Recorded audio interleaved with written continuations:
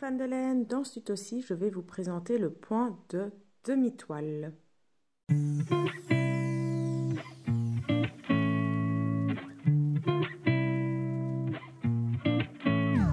Alors, le point de demi-toile, c'est un point très facile à faire qui est parfait pour les débutants qui ont déjà appris à faire des mailles endroits, des mailles envers et qui aimeraient bien apprendre les mailles glissées.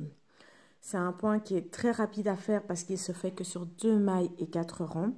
Donc, vous pouvez faire une multitude de choses avec et vous n'allez pas devoir vous casser la tête à retenir un point qui se fait sur 30 mailles.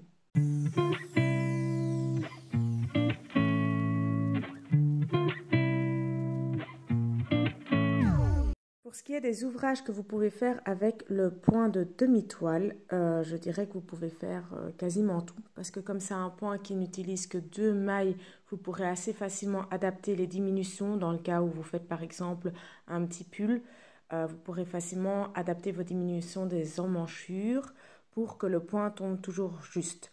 Vous pouvez aussi faire une écharpe avec, ou un bonnet, ou une couverture. Voilà, c'est très facile. Par contre, le point n'est pas très souple. Donc, si vous voulez faire un ouvrage qui va pouvoir s'étirer un petit peu, qui va être léger, ce n'est pas vraiment le point adapté pour ça.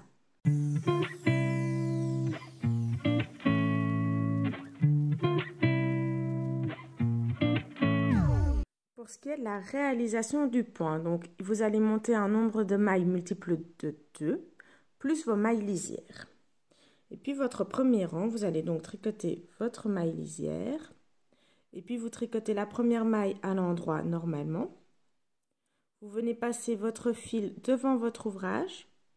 Vous attrapez la maille qui suit à l'envers, vous la glissez sur votre aiguille sans la tricoter.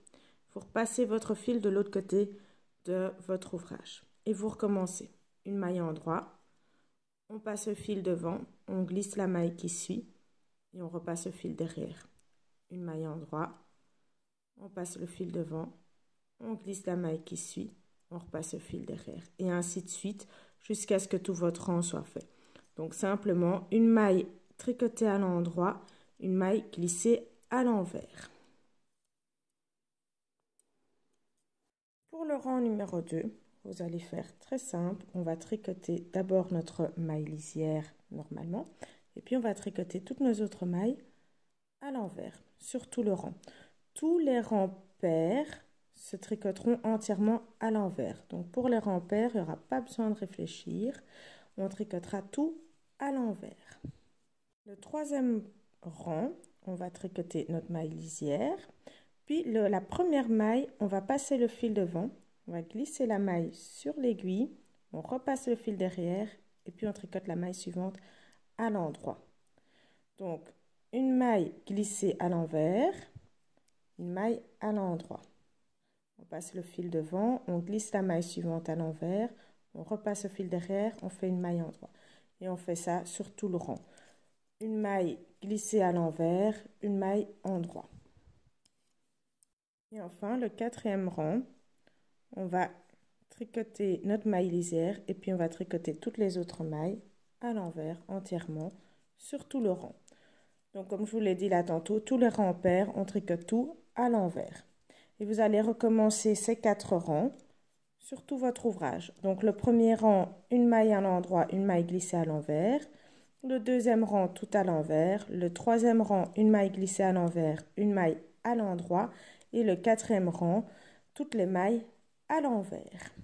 Si vous aimez bien la laine que j'utilise pour tricoter mon ouvrage, n'hésitez pas à aller faire un petit tour chez aufildemaille.fr. C'est la laine Brio qui est très sympa à tricoter, qui en plus se trouve en grosse pelote pour un prix quand même pas super important. Et donc ça permet de faire quand même des assez grands ouvrages sans devoir acheter 50 pelotes. Voilà mes petits fans de laine, j'espère que ce tuto vous a plu et que je vous verrai pour le suivant. Ciao, ciao!